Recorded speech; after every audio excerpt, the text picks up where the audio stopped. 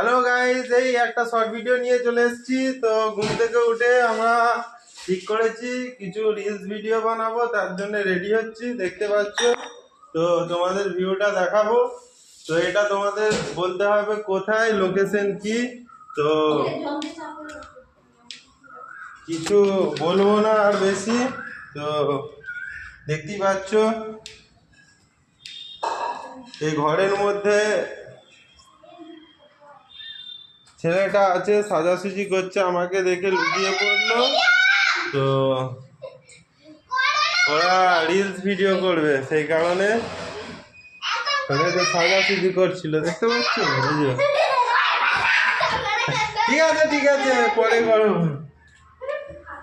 তো ভিউটা কেউ যদি বুঝতে পারো তো আমায় বলবে।